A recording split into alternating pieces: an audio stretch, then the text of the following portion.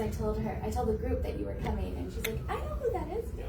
Are we live? You are live. We're live.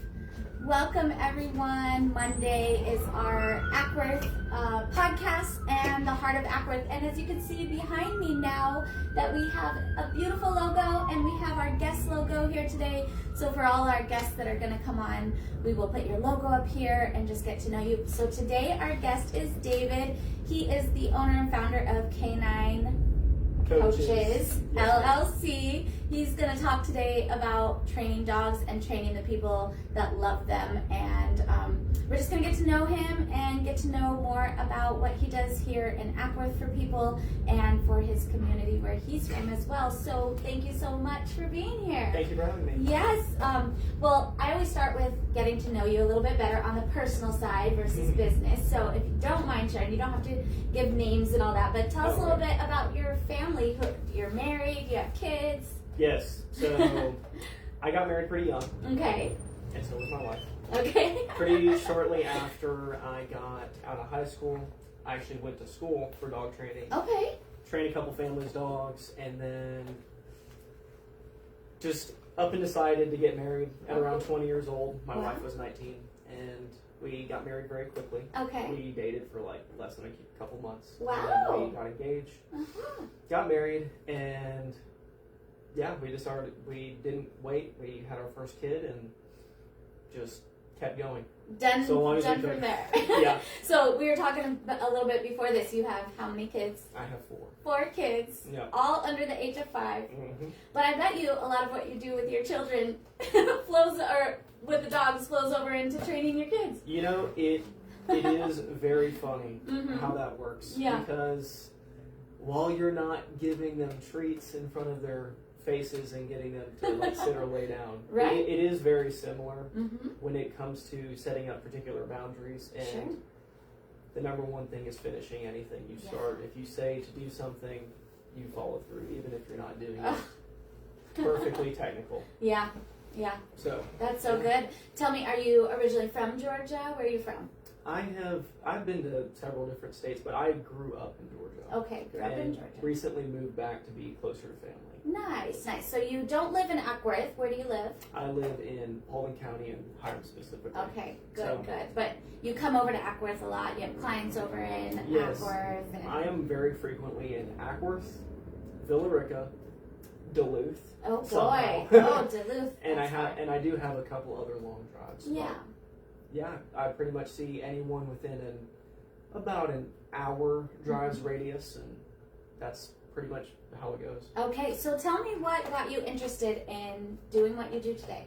So I didn't know that it was a career path at all when I got out of high school. Sure. I came from a family where everyone went to college and for like their entire 20s. Okay. And I didn't want to. Okay. That's all I knew. Okay. But one thing that did happen is I loved watching police K9 training videos. Okay. So I would see them do all the bite work and stuff. And then Google caught on to that. Right. And this was when I graduated my senior year. And I happened upon a school to go learn how to train dogs. Where was this school? It was in North Carolina. Okay. Yeah. So I haven't checked in on them in a while, and I might butcher their name, but it's like Highlands. Okay. In North Carolina. Okay. But I went there, trained a bunch of police canines. Wow. Learned scent work, bite work, and high-level obedience. Wow. I actually lived up there during that time.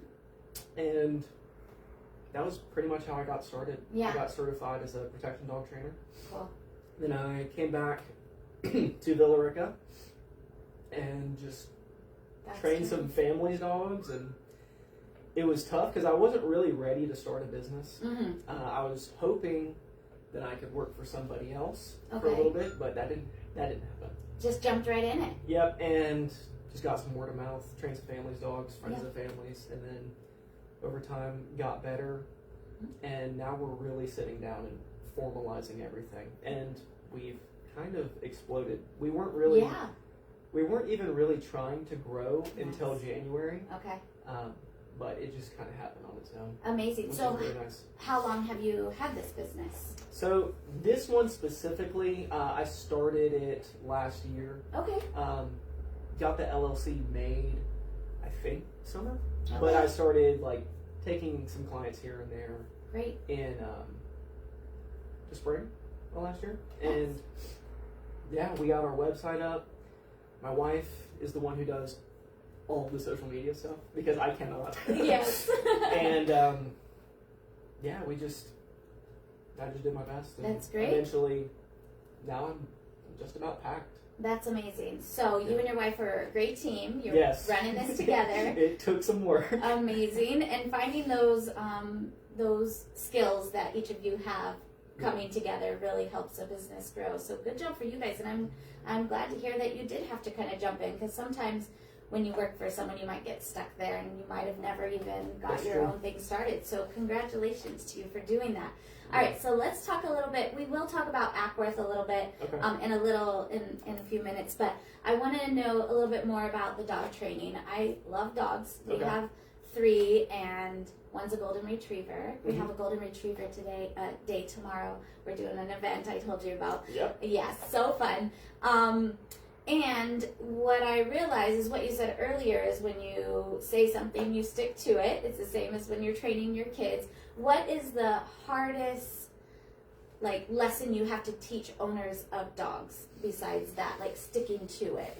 What are you finding the most difficult? The hardest thing that I have with people trying to get them to work with their own dogs is when they're not necessarily doing anything technically wrong, Mm-hmm. but when they're generally frantic Mm-hmm. and unorganized. Mm-hmm. Because when they're doing something on a technique basis just incorrect, I just re-demonstrate, Okay. guide them through it. Mm-hmm. But if they're just generally unorganized or just totally stressed out and get Right. ahead of themselves, Okay.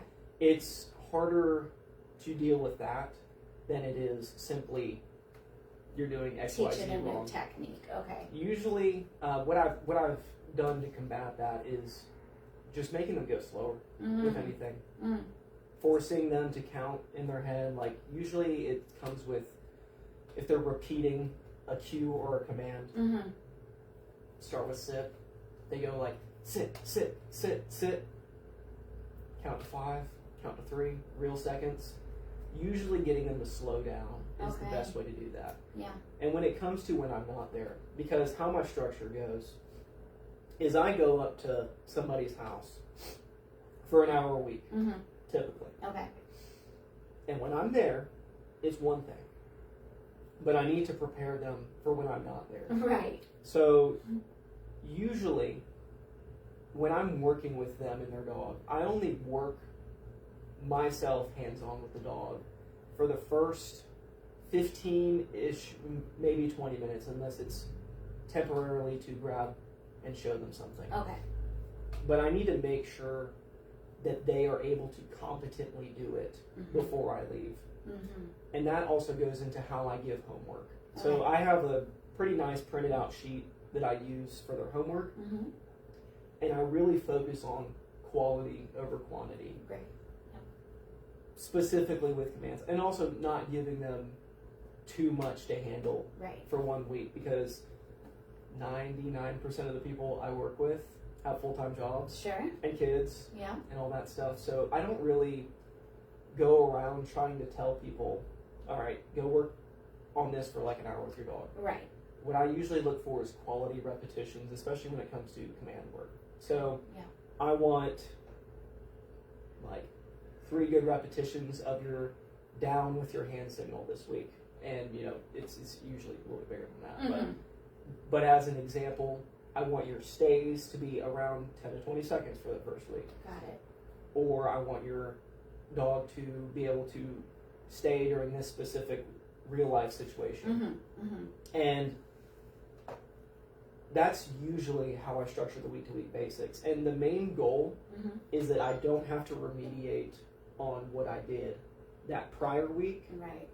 So long as we can make a progression every single week, Mm-hmm. we're going good. And people really get surprised by how much progress they can make. Right.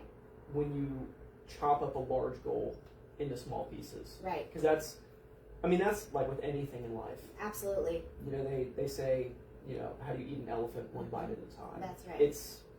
That's exactly what it's all about. You have to chop up a large goal into small pieces, find the little micro version of it, and then iterate on it over time. Build, yeah. Usually what I find works best for all of these things is compounding over duration, meaning you do a little bit every day, focused, once again, with quality. You do it correctly, and you don't do anything during the day that is the antithesis of that. And that will push you a lot farther than ham-fisting it and trying to just go at it willy-nilly. Right, which a lot of us do. Yeah. I mean, with our workouts, with our kids, with our... And so that's all exactly these skills you're teaching are truly, like you said, they can be applied to every part of life. Because what it is it's behavior. Right. And behavior applies to yourself. Right. People you're with. Right. Your dog. Yeah. Duh. Yeah.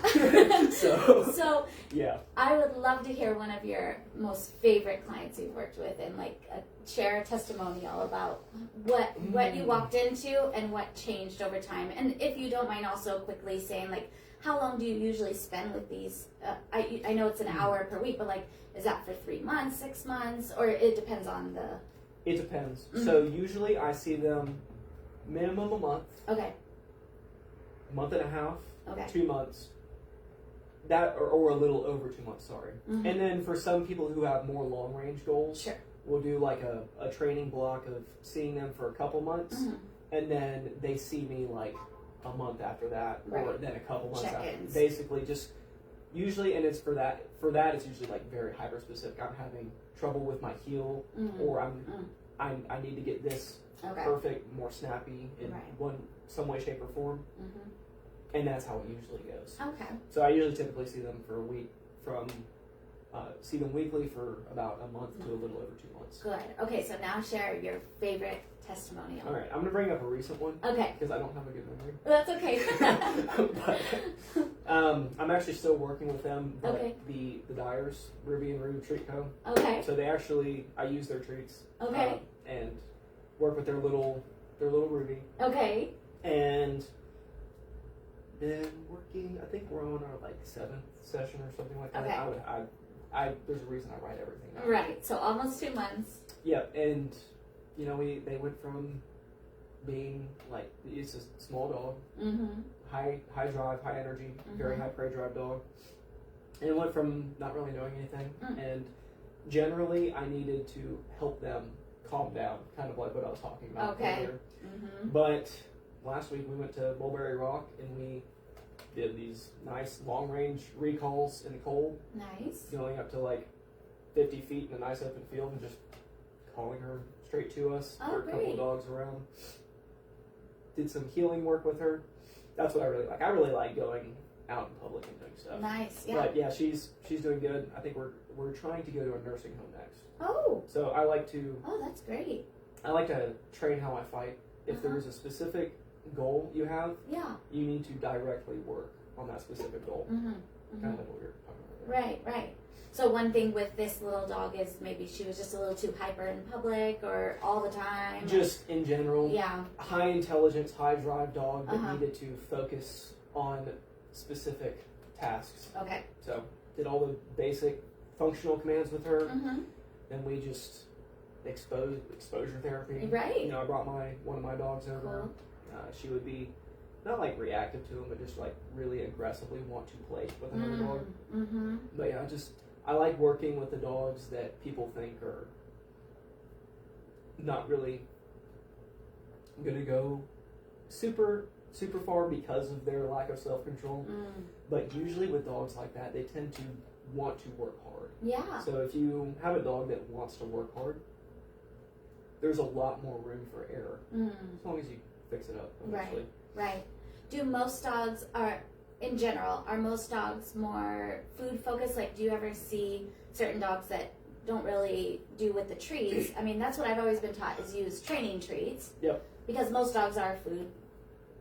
So usually, every dog is food motivated to an extent. Okay. So how I like to do it and how I encourage my people to do it when I'm not there is to strategize feeding time around training time. Okay. So how we typically go about it is the first couple of times I come over, we're mostly treat training, but we fade them out over time. So you want to find out, you want to get on a good feeding schedule. Okay. And then you want to do your training time work right before that when they're hungriest. So you don't feed them any less than you would during the day, but you feed them at different times. And you can even typically use your food as the reward item and then only go up from there. So I do like a learning phase, which is the dog literally doesn't know what it's supposed to be doing, so we teach it what to do. Okay. And then we work on enforcing through specific situations.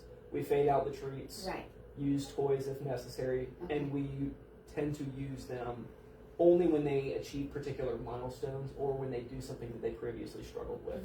So I'm pretty heavy with treats in the beginning, and then you never really, especially when you're in training time, you never truly fade out everything completely. Right. But you limit it to specific points. Right. And that's without saying that, you typically progress from like inside on a short leash doing stuff, and then you do outside. I like to do long leash stuff. People have probably seen that in my videos. I love long leashes. A little bit cumbersome at the beginning, but and then we go off leash. Right. Once they get good with that. Once again, big goal, small pieces. Small pieces. So I'm glad you brought up the leash stuff, because I have put together little doggy events here in Ackworth at Red Top. It's one of the only places that has like an enclosed space for dogs. It's kind of small. Yeah. But for a while, I was trying to put on like doggy meetup play dates and get more people over to Red Top, but also meet some more people. And then I'd have some people show up that would not let their dogs off the leash in the park, and they'd be like, oh, well, they're aggressive. But the only time I've seen dogs really be aggressive is when they're on the leash and all the other dogs are like having fun, free play, and then this one dog and their owner's like, oh, they're aggressive, and they're just like holding them on the leash and like they're freaking out, and so then it just causes like this overall stress. I mean, you've talked about it like with the owners of dogs. The dogs feel that stress, right? I mean, it's like... typically what you're talking about with that specific example is what I call building anticipation. So you see this a lot when you're having two dogs on opposite sides of the fence. Right. Or when you're pulling them back. Yeah. Typically on a leash, if you have that leash taut and they're lunging forward, whether it be actual aggression or just rough play and lack of self-control, that's actually something we do in order to get dogs to bite on purpose at the beginning stages of when we're doing like protection training, trying to get them to bite asleep or whatever. So these owners are actually like causing their dogs to be trained in that way. Depending on the situation, yes. Okay. It depends on what kind of aggression we're dealing with. Right. So I actually, going back to the beginning of how I used to work, it was mostly like word of mouth. Yeah. I think we cobbled together some sort of website or whatever and were able to get us by. But usually, what I did, especially at the beginning, and I'm kind of getting a burst of it now, is I worked with mostly aggressive dogs. Dogs that other trainers didn't want to train or whatever. And it really depends on the type of aggression. You have 3 parent groups of aggression. Typically, there's dominance aggression, fear aggression, and predatory aggression. That one being very rare. So, and then there's also things that people mistake for aggression, like once again just the low self-control. Sure, and like want to play and. So one thing that I do actually find can help with some dogs is when it comes to dog aggression. That is. Don't do this without proper supervision. But sometimes just letting them out into a large group of dogs into a neutral territory can be at least a band-aid on the problem and at least prevent it from continuing to be self-rewarded, because they don't have the time for the behavior to snowball, and they also don't have the ability to focus on one specific dog. They're typically caught up in the anxiety, not necessarily like anxiety as in fear, but the anxiety of wanting to explore the new area and meet all of the different dogs, so it gets hard for them to focus on one and potentially escalate from there. Right. But that's just like general advice. Because that's what I always thought. Just let them go, let them play. Yeah, aggression. Like a kid. Aggression can be tricky though. Okay. So at the end of the day, if someone's dog is truly aggressive, then it's probably best to avoid that scenario altogether for now, depending on the severity of it. From what I've seen, it almost felt like some of these owners like literally caused their dogs to be aggressive because they told this story that my dog's aggressive because they're pulling on their leash, like not knowing that they're actually training it to be that way, you know? Yeah, squaring your dog off and keeping that leash taut is never the way to go. Okay, good. Great, Yeah. Thanks for sharing that, because if you have a dog and you do that, you need to call David. Yeah, call me. Seriously, because if you're going to come to the meetups and come play and like, you know, what's the fun of that if, first of all, the dog can't even come play and then you're over here in the corner of the park holding your dog back? It's like almost like mean. They're tricky, they're teasing them. And another thing with dogs like that is they do feed off of any uncertainty the owner has. Right. They're so connected. Tell me, and I forgot to ask you, what do you have one dog? How many dogs do you have? 3 dogs. Yeah. What kind are they? All mixes. All mixes. Of something. Cool. Of something. I don't know. Do you find it harder to train some of the mutts, the mixed dogs, versus like pure? I can name breeds if you want me to. Name a couple. So mutts, I mean, it depends on what they're mutts of. Sure. But honestly, mutts I've never had any particular issue with. Every dog, not every, but over 50% of dogs have some sort of mixture in them. Sure. At least that I see. Yeah. The worst dogs. Doodles. Okay. Pit mixes. Really? Okay. Yep. Not necessarily in the way you would think. Right. And I see these less so, like, I kind of tell people, a third of the dogs I work with are pit mixes. Okay. Another third are some sort of doodle mix. Okay. And the other third is kind of like an even blend of everything else with a little bit of husky over-representation. Interesting. Okay. So, those are the most difficult so far that you... Yes. Okay. And typically. that, you know, a lot of people have such a bad taste about different dog breeds, and pit bulls, as you probably know, have like one of the worst reputations. From what I've seen, my nieces have pit bulls and a couple of friends, and they're just so smart and loving. And do you think, obviously, I think I know the answer to this, but the history of the dog, right? Like if they're a rescue and they came from some bad environment, they might be a little more difficult to train. The biggest thing with the history of rescues or whatever is that you typically don't know. Right. I would rather have a dog with a bad history that I knew every detail about than a dog with a up in the air history and just making a bunch of assumptions about behavior. Right. You want to talk about pit bulls for a second? Yeah, let's talk about, because I would love to, whatever you have to share that would squash some of the feelings about pit bulls, because I think every dog is amazing. And the thing with pit bulls is people aren't necessarily wrong about them, but people don't understand the why, typically. What I usually see with pit bulls, this is the most pit bull story. Okay. I got this pit bull mix at a rescue. I think he or she was abused or something because they act this way. Or I've had it since a puppy, and all of a sudden we're seeing, it's typically dog aggression issues or just maybe one specific archetype of people they have problems with. And they just immediately assume that there's abuse involved. When it comes to they've had it since a puppy, is some people take the pit bull, like, general idea of they must have been abused, therefore they show aggression. Right. And they swing so hard the other way and spoil that dog, give it so little boundaries that it then becomes spoiled and gets rewarded for bad behavior that then snowballs into your standard aggression case. Got it. So one interesting little anecdotal stat that I've been tracking, 100% of my dominant, aggressive dogs were allowed on the furniture. Oh. Because that's not necessarily to say that if you have a dog and you let it on the furniture, free will, that they will become that way. Right. But when it comes to dominance aggression specifically, what dominance actually is, because that's a word that's like being the alpha, being dominant, or whatever. It's a lot of people don't know what that actually means. Okay. It comes from the word dominion, meaning control over. For dogs, it is control over resources they desire. Oh.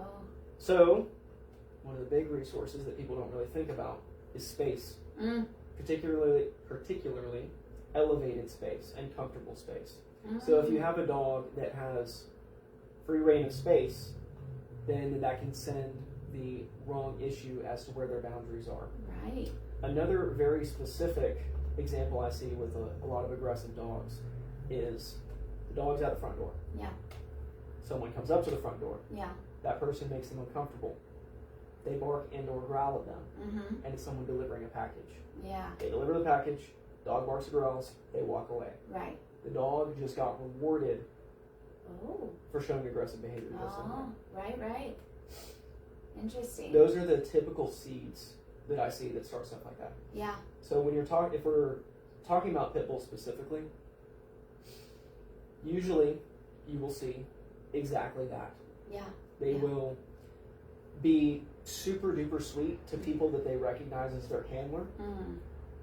They'll be so sensitive, meaning so long as that handler is pretty well disciplined, they will listen to their every word and be super loyal to them. But as soon as they see someone or something like a dog that's an outsider, if they've gotten rewarded for that behavior in the past, it tends to snowball a little bit harder. Yeah. Because what a pit bull is a terrier, which is dogs that were bred to hunt and kill medium to small animals. High prey drive. No one cares when it's a 30-pound or less dog. Right. But pit bull is a bulldog mixed with a terrier. Got it. So you're putting terrier drive Yeah.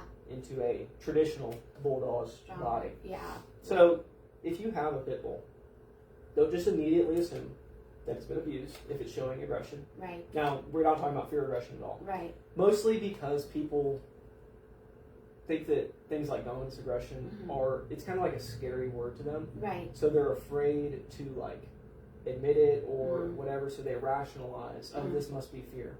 Which doesn't necessarily mean that it didn't start out as fear, and then the dog gained confidence over time through essentially bullying what they feared. Yeah. But that's really what it is. So a lot of people, the stereotype is kind of correct, but the root cause and the fix is completely misinterpreted. Right. And it's just coupled by, there are people who will get dogs that are difficult to handle, that they are not ready for. Right. Specifically for some social reason. So all in all, you should have general boundaries. Yeah. And you should pick a dog that you're ready for. Yeah. And pick it because it fits you, not because you're trying to look a certain way. Exactly. Right. Yeah. Okay, so I love all this information. I want to know a little bit more, like, dog parks are really fun, but a lot of people get a little nervous to take their dogs because of whatever misinformation they have about either their dog or other dogs that might be there. In Ackworth, as I mentioned, Red Top is the only little dog park area. Have you spent a lot of time here in Ackworth? Or yes, some I have. time? Okay. I've not been here in this area too long, but I have been in Ackworth quite a bit. Yeah. I'm not familiar with Red Top yet. Okay. But I know for a fact I'm going to be going there. I think I'm meeting someone there like this Friday or Oh, something. good. Well, it's got a cute little dog park, and that's one thing Ackworth doesn't have a lot of is like a big dog park. You know, there's one down in Kennesaw at the park down there. What other, do you think like places like restaurants that allow dogs and things like that are a good idea for a city? Or you see like breweries popping up, like dog park breweries? What do you think of those? Yeah, I mean, I think that it's good for places to be able to have dogs there, Mm-hmm. and it's just up to you whether or not you think your dog is ready for that. Right. And not every dog is, right? Yeah, no. Yeah. You don't want to throw And not it into every the fire owner- every single time. Right, and it comes back to the whole thing of like the same as with your kids, and how you said like, you know, you want to make sure that when you leave after training that the owner's still going to stick to it. And I don't know if you've ever heard like people say like, oh, my kids always act worse when I'm around, you know? Yeah, or like the kid acts really good at school, but Right, not at home. home. Or when grandparents are around, they behave really well. Right, exactly. So you gotta, yes, and you gotta look. You gotta look at like the owner, what's going on with the owner, and that's something that you teach owners of dogs is that it starts with the human, really, because you know the dog can't talk like we can, Right. and so. But in Ackworth, would you like to see something like that go in? Do you think that would be beneficial for the city? Do you Like a brewery that allows yeah, dogs? or something? Oh, yeah, of course. Yeah, I would love to see something like that. yeah, that would be. I've done sessions in those specific scenarios, and cool. I love being able to take dogs out. Yeah, me too. I mean, it's so much fun. So that's another reason we're putting a little event together tomorrow. Yeah, So. if I could bring my dog with me everywhere I could. Yeah. And some days I do. Yeah, that's But, awesome. yeah. Good. Anything else you want to? Would you share one tip, just one basic tip for dog owners? Do you want to do an aggressive one? Yes. All right. Number one thing is distance management. Distance management. Distance management. Okay. What I mean by that is, let's say you have a dog that reacts to something. Mhm. Another dog, type of person, you want to figure out what distance that dog starts to react to it. Okay. Whether it be 100 yards, 70, 50, whatever. Mhm. You want to find that distance where they react, but then the reaction isn't unmanageable. Okay. So let's start with 100. Let's say it notices that other dog or whatever at 100 yards. You want to be able to control that dog at a farther distance Mhm. and then inch your way in. Okay. Like if he's biting at the leash, like so, Mhm. at 50, try 75. Maybe he's just looking at him, Mhm. like so. Okay. You want to control it in its infancy of the behavior, both not just literally like when they're a puppy, but Right. like dogs very rarely go from 0 to full acceleration Mhm. when a dog is just outside of their range. Sure.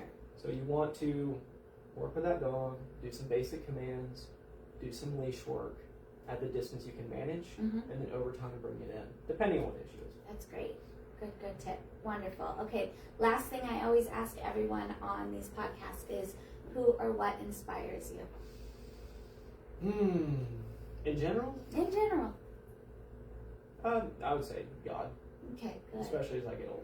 Good. Yeah, great. that's kind of my main thing now. Good. Wonderful, wonderful. Any last tips or anything you want to share before we close out? Calm down. Don't freak out. Pause. Look at your life in general. Are you organized? Mm. Do you set up boundaries with yourself, people, whatever? That's great. And then we can get into the technical stuff later. But usually, most people that I have to work with a dog, like there are many people with well-behaved dogs that have never done formal training with them. Sure. The difference between those people and the people that need me to come over is their general lifestyle and are they doormats? Are they too mean? Are they generally organized? And do they pick a dog that is right for them? Yeah. That's great advice. Thank you so much. Thank you for being on. Yes, ma'am. If you have a dog and you want to better your life with your dog, then reach out to David at K9 Coaches LLC. And thank you so much for listening in. We'll see you in Ackworth. Bye. You gotta end it. I know, but I don't. This thing is in the way.